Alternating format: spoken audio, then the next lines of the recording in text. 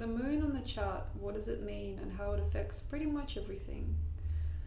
If you want to know you and how you've come to be here and why, just look at your moon, especially if you are in your early 30s.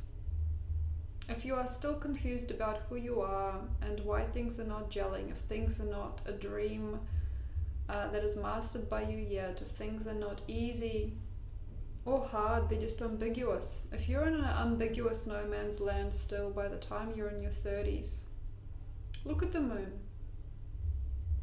Howl at the moon. But really have a look at the moon as a grandmother frequency that leads you through space and time. When you are a teenager, you have your mum who's leading you. When you are in your child state in the 20s, as most people are in this day, day and time, most people are very much children still in their 20s.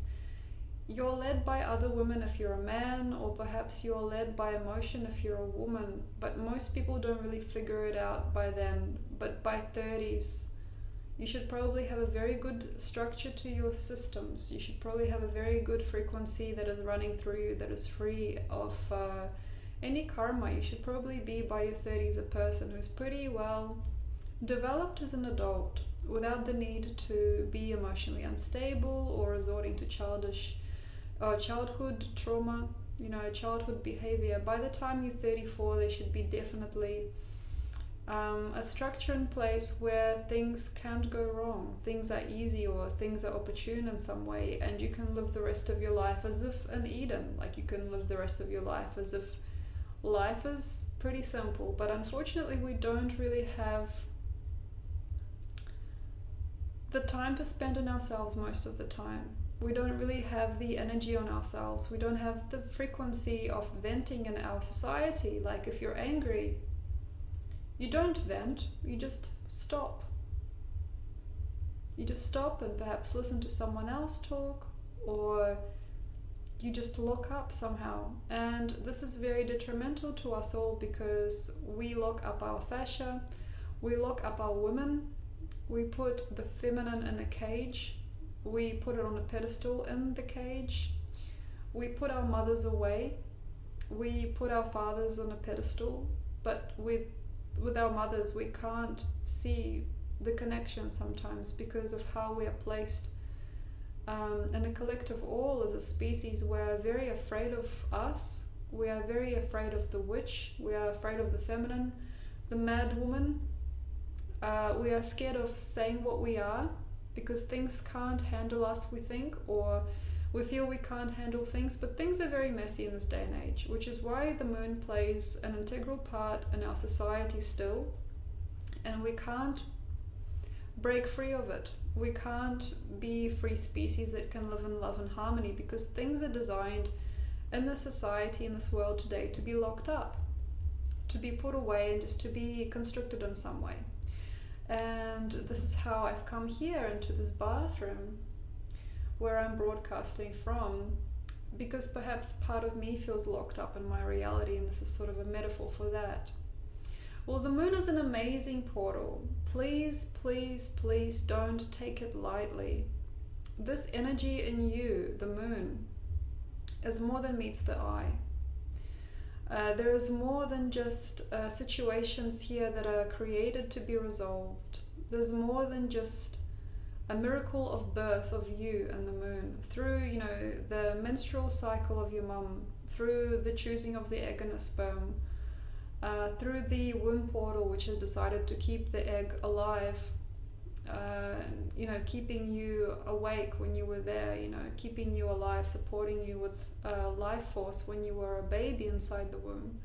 It's not just about that, but it is. So when you're a woman and you do not know your moon, you don't know why you've come, you don't know your mom, you have a disconnect with her, you've got a disconnect with the world. It's really hard to breed into this world something new. And I'm not just saying a child, I'm saying a baby, but I'm also saying the world of innovation through the moon, the world of magic through the moon, the world of witchcraft, and the world of knowing things It cannot really express itself properly if your moon is not in tune.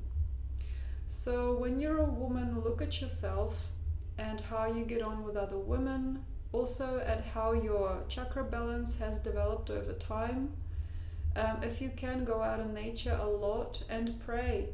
If you can't transcend your trauma of womanhood, you can't transcend your mom, you can't transcend your grandma. If you're crying about things, if you're crying about the women of the world, which is not likely, maybe for most of you, it is an unconscious process, but most women are in some kind of a great need of empowerment. Process it in your own way.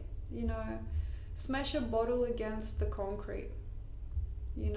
Just cry and laugh and wear those ridiculous high heels and get drunk on the weekend if you need. But it is all part of this process of communicating trauma and alleviating our collective feminine issues. If you have a woman in your life who you really adore and you're a man, or a woman, just look after her and feel her and don't shut her off. If she's going through a process, she's not just doing it for herself. People say women are crazy. Well, there is a reason for that, because we carry a lot of the emotional bounds, the emotional bonding of society. The structure on which you live is powered and fueled by women. You don't see it, but there's a lot of emotional connection to the land that you cannot really perceive if you do not feel the feminine within you, or you do not understand the feminine with which you are bound for life by the womb. Okay, this is really like intense feminine stuff. And if you're a man and you're looking for a woman, but you don't know who you're looking for, and you haven't yet found the one, or you haven't even recognized or realized a lot of things in your life, this is a really potent time leading up to the full moon, any full moon. But magnificently lit energy of you during the night can really show you the woman of your dreams if you're a man and you're looking forward to something real with another person who happens to have a womb. The night can usher you into great surrender if you let it be your guide. Look at the moon often. Feel the women around you as that. In the nighttime, see the women in your environment as whole, even if you're not surrounded by them. But there is a process that needs to take place that has not really come to full fruiting during Cancer 2016 that I was hoping to see, that I was hoping for, because people are still looking at each other as gendered beings who are either right or wrong. People are still sort of following each other around a little bit. People are not really committing or completing their karmic patterns, and it's all moon related stuff. And then if you look at the chart and you have a look at the north and south node, they're the north and south of the moon. And though the masculine energy of the sun, the masculine Pluto, the very masculine Mercury, Mars, Uranus even, the very masculine guys, even Jupiter can sometimes turn to a masculine frequency. They're all undercurrently powered by the moon because it's the closest object to us and we are on a feminine planet. So how you are in this world is very important in an emotional sense, and how you connect with other people who are womanly or feminine in nature, how you perceive the feminine role, how you perceive the womb, how you perceive your mother is incredibly potent with meaning, because every time you commit to yourself anew, like you birth yourself anew, and men do it too, every time you rebirth yourself into a new way of being, you contribute to yourself a new fractal, and you take away something old, and you realign yourself through the rebirthing process of yourself, through the fascia, through the emotional body, through the emotional intelligence that you've inherited from your father, if you're a man, and from your mother, if you're a woman. But mostly it's just combination of frequencies that are created through light and dark interplay of the feminine and the masculine. But if you don't understand your fascia, if you don't understand your emotional states of being, then the moon is no good to you. Why? Well, the moon is power beyond power. It is control. The woman in a chart, the woman energy in your life does control your frequency a lot, and we don't like to talk about this often as it's not part of us that is, I guess, voiced in this community of people. When I say we, I mean the feminine witches, the wizards and the magicians. But whatever you are in your life is really dependent on you and how you connect with yourself through fascia, through the connective tissue, through emotional body. Basically, your body is comprised of consciousness and life force. Your conscious being is a masculine, and life itself is a feminine thing, counterpart. It's like the dynamic and the placid parts of the universe, the masculine and the feminine, and how they interplay together. So without further ado, I would like to touch on some information about the moon and how it affects you in your chart. So basically have a look at the placing of her, the moon. If she's far away from the sun, if she's on the other side of the zodiac, of the horoscope, if say you got your sun in Cancer, then you got your moon in Capricorn, is what is happening at the moment in the sky almost. You will find that when the moon is full in your chart, it means you've got a lot of stuff to do here. Okay, you have a lot of things to take care of, and you might be somebody who is run over with work half the time. If you are somebody with the moon relatively close to the sun, especially on the right hand side, it's like if it's past the sun a little bit.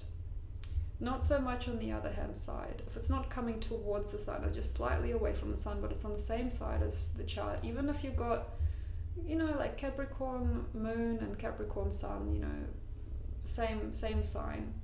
It means that most likely you don't have that much to do. You don't have a lot to be done in this life. You've just come in to sort of tie up some lost causes, create some equilibrium here and there, politely speak, and be not of mind too much. You just sort of come in to just take care of some very small things, maybe write something, do something very small, and through that small gesture you can create more than you can through ripping things apart. If you have a moon that is far from other planets, it means that your mom, on the time of her birthing of you, was segregated from other people, or perhaps pushed away in her community. Maybe she was sort of put away into a different portal of reality. Maybe she was alienated from her father. Maybe she was put away for some reason, and even though she was committing to a family, perhaps she wasn't really there. So if your moon is far away from any other planets, it basically means that your mum had a sense of alienation about her, and it's a very good time of years. We are still in July to take care of her, to give her a hug and to look into her eyes. Now, if you have a moon, a lunar eclipse in your chart, this is interesting. If you've got a lunar eclipse where your sun is shining on your moon, but your moon is obstructed by the sun,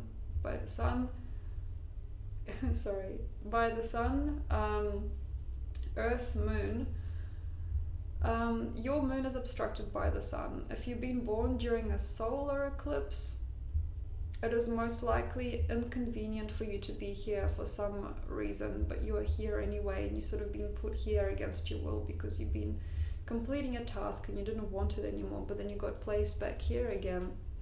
If you've got too many planets crowded around the moon, there is a chance that your lunar self, your emotional body, is very weak or out of touch with itself because there's too many polarities between you and other people.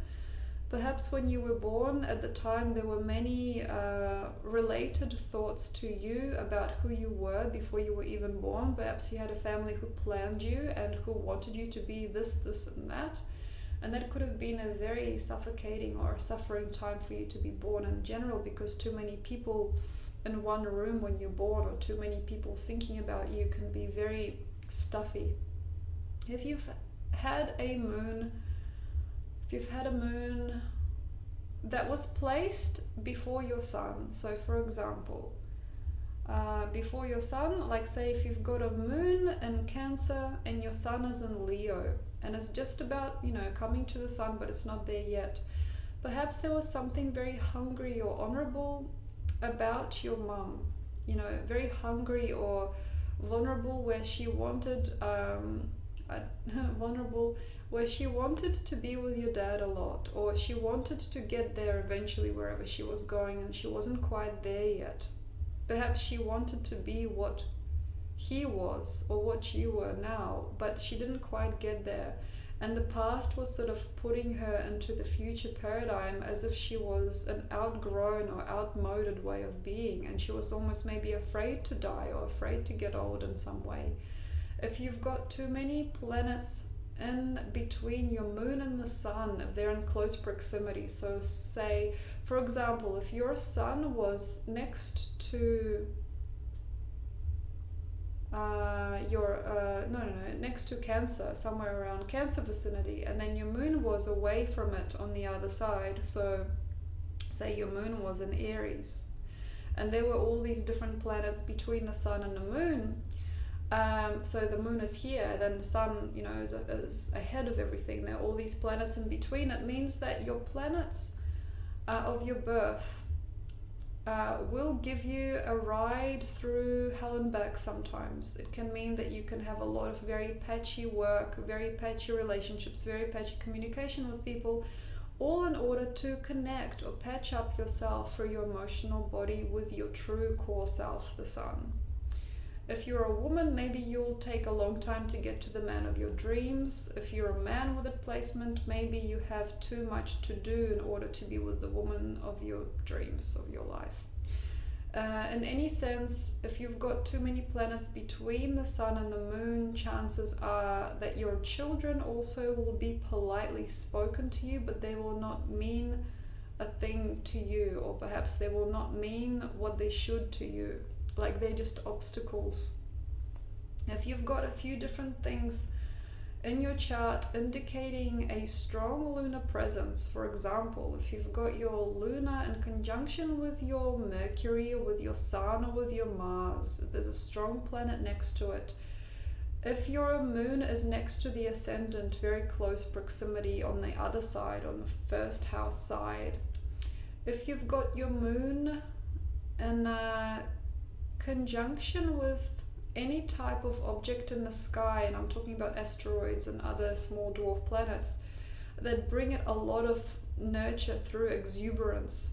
So it's like your moon is this placid thing, and then you've got this very strong punchy like Pluto presence next to it or something. I've got Saturn and my moon conjunct, but it's a different vibration. But if you've got a punchy planet or ascendant or a north node of the moon close with your moon, it means that you cannot give up sometimes when you would probably need to, and you've got to check yourself quite constantly. Should I be doing this? Should I be, you know, having to see this experience in my life? If you have, if you have many planets in really strong conclusions, like say you've got your Sun in Leo, you've got your moon in Aries in conjunction to Mars, and you've got your, say, ascendant and Scorpio. If you've got this really punchy frequency overall, this can actually be a very profitable experience to keep on going. So it really depends on how everything's placed in your chart. If you have a moon that is not not there yet. So for example, not there yet. If you've got, more than one planet, say in your first house, and your moon is back in the 12th, and say you've got also many planets before the moon in the 11th or the 10th house, so there's a cluster of planets before, cluster of planets after, then your moon is sort of no man's land, and there's quite a bit of separation there between the two clusters of planets. It is most vulnerable space.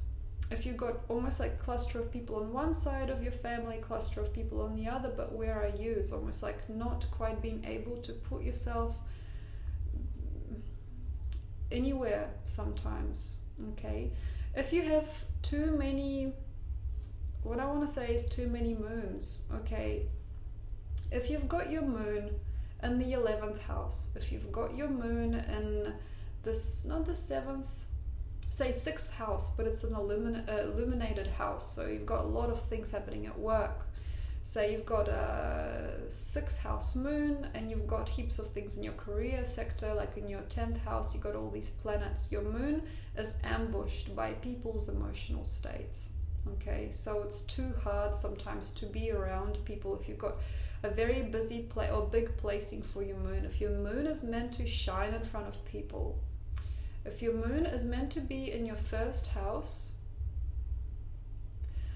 okay, if your moon is in the 1st house, as it is for me, it means that everybody looks to you for something that is not meant to be emotional for them, but it is an emotional experience for you.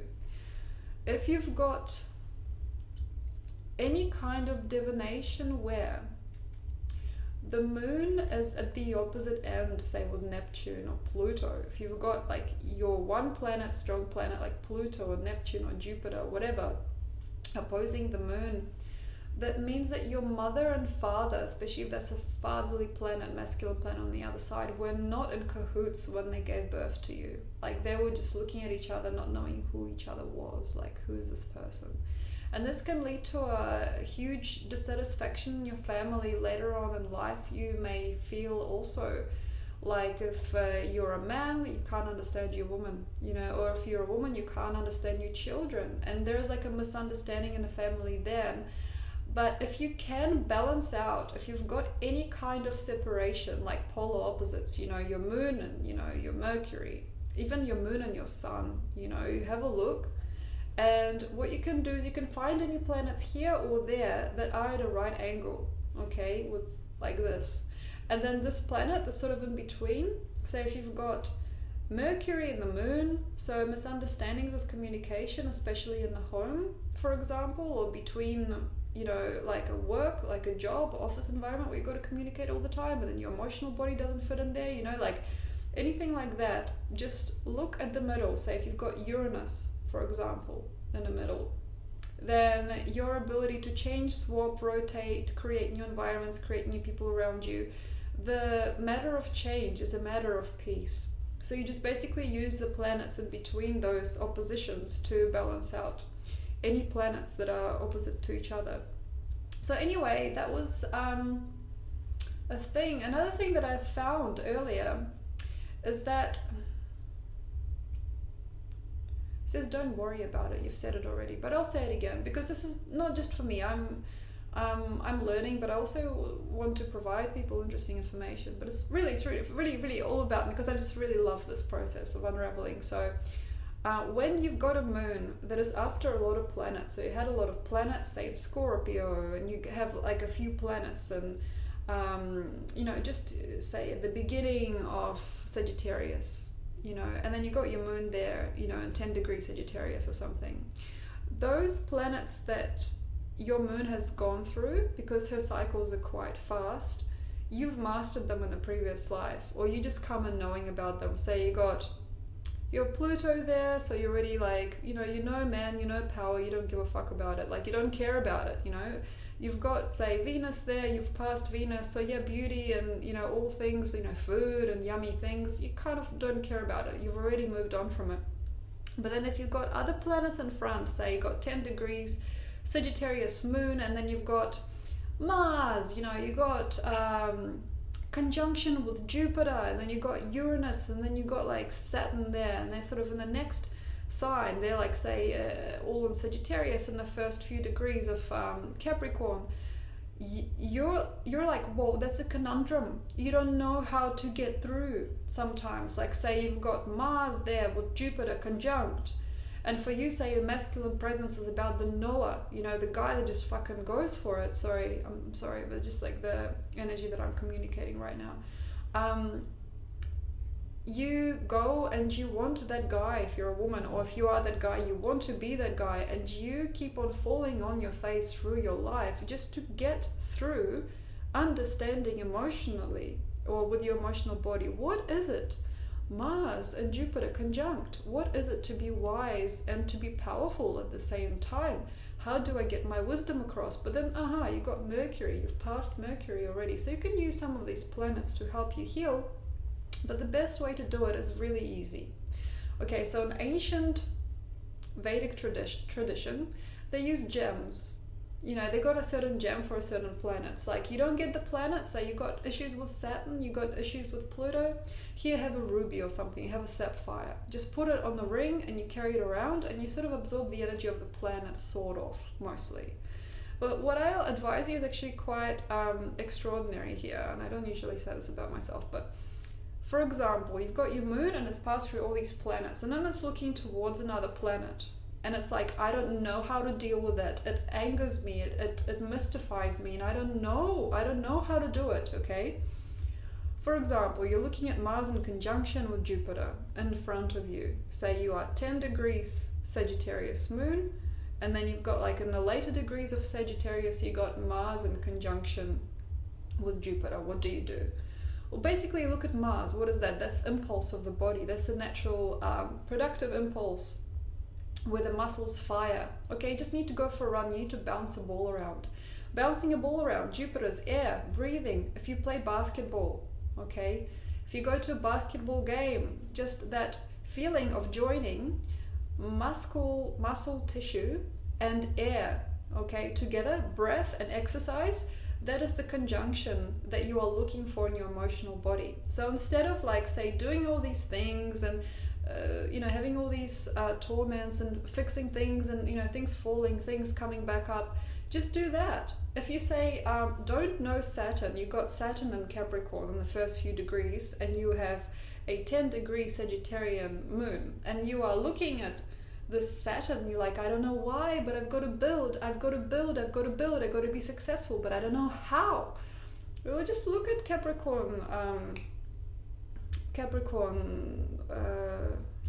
Saturn. Look at Saturn. What is Saturn? Saturn is time. Saturn is knowing when, what, and how. Saturn is peace and order, especially in Capricorn, because it rules Capricorn. And then you just basically go, okay, so instead of freaking out and thinking, I've got to do this thing, why don't I put a small thing together? Why don't I build something small? Just to figure it out. If I could do it small, larger scale, it won't be so hard. Maybe I'll put together a toy airplane. Maybe I'll sit with my son and we'll put together a little bridge. Building bridges, out of just a few blocks. Why don't I use this pen and then two, spoons, and I put the pen on top of the spoons and see how that balances, and it creates like a structure. You can do things in a very small scale because everything is small and big at the same time. Scale is an illusion. Just about getting your mind around it. So sometimes you're looking at something that the moon has not seen. Really have a look at your chart. You'll see it. It's quite revolutionary, actually. Look at your chart. What are the planets after the moon in close proximity? Like in the sign that is in a next sign to a degree a little bit. Maybe all together there'll be like 40 or 50 degrees, Have a look and see what planets are there.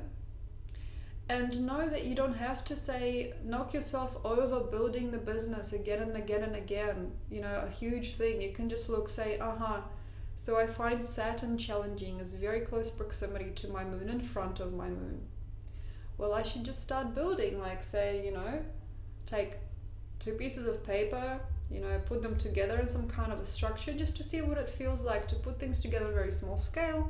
And then the large scale is no big deal because your mind has already been there. It's already processed the conundrum. You don't have to build a bridge and see if it falls. You can actually build a sort of a systemic structure out of freaking nothing, for no one, just for yourself, just to see what it's like. Because it's what your soul goes through as a process when you like building something for yourself. For real, like you think something is bigger than you. That's the thing about the moon. okay, Rahu, the north node of the moon, you're conditioned to think that something is bigger than you. Look at your north node, okay? Seriously, this is probably not a good site just down there that I mentioned, because it sort of gives inaccurate nodes, but like, have a look at a few sides. So figure out your north node, figure out your south node. Vedic astrology is best. Gene keys as well. Use gene keys if you're using gene keys. I think it's by Richard Rudd, great guy. So basically, north node, you think that thing is way too big. South node, you think that thing is way too small because you've done it a million times over. So whatever you find hard is in a north node, and ironically this is what you want to be because you think it's somehow bigger. And south node is ironically what you find very easy, which is actually not a big deal to you, but it's a big deal to other people. So joining the two, and there's going to be another seminar on that, on the north and south node. Well, anyway, thank you very much for listening. Please check out your moon and prognoses after, because this is going to be in a playlist. If you have any questions, they should be answered by the video, but if they're not, then get a prognose with me. Click onto my site below, and if you like, I can do a specialty show for you where you can meet on Skype and we can exchange information and we can tell each other about ourselves and hook this up, and I can help you heal through astrology. Anyway, thank you very much, and I'll see you soon.